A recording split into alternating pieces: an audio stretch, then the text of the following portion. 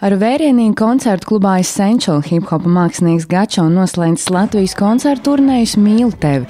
Gaidot vakar galvenā vainnieku uzstāšanos par sanākušo labsajūtu rūpējās virkne pašmāju mākslinieku, ieskaitot alternatīvā metāla grupu Thursday 12. Savukārt noslēguma koncerta īpašais viesis bija zviedru hip-hopa zvaigzne Pato Pu, kurš daloties pārdomās par hip-hop kultūru, atklāja, ka Zviedrijā tā piedzīvo atzimšanu.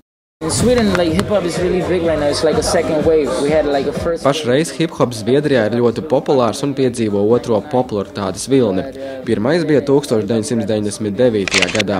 Toreiz visi repoja zviedru valodā, bet tagad līdz ar mani, Ādamu Tenstu un citiem reperiem, Zviedrijā ir atgriezies hip-hops angļu valodā. Ir daudz reperi, kuri kļūst slaveni un ir zvaigznes. Kādreiz tā nebija. Tu varēji būt slavens, bet tevi neuzskatīja par zvaigzni, bet tagad cilvēki reperus abrīno un ciena.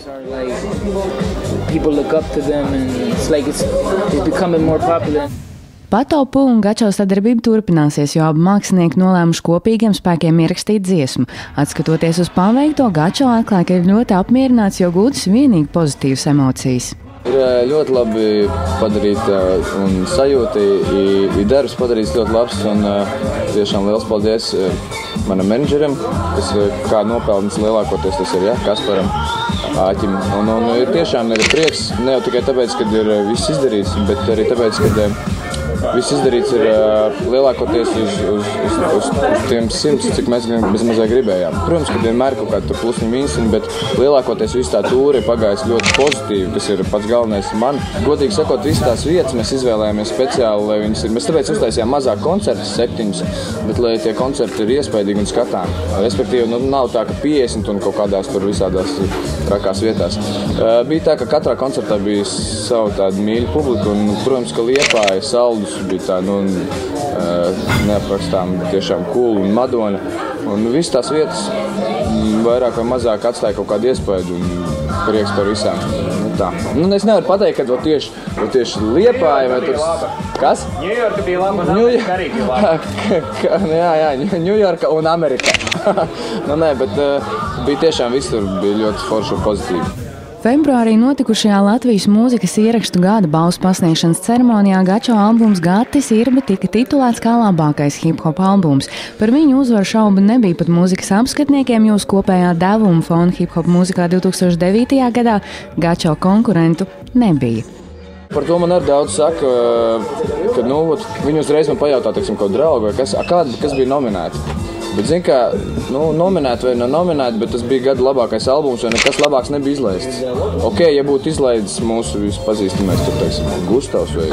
Tad jā, ja viņš būtu vinējis, tad viņš būtu vinējis, bet viņš nebija izdevis, un konkurenti citi vienkārši nebija, un tas ir gada labākais albums. Protams, ka tie varbūt tās konkurenti nebija spēcīgākie, kas bija nominēti, bet fakts kā tāds, kad ārpus tiem, kas nebija nominēti, nebija vienkārši, es tā uzskatu labāk, un darbs bija tiešām ieguldīts liels.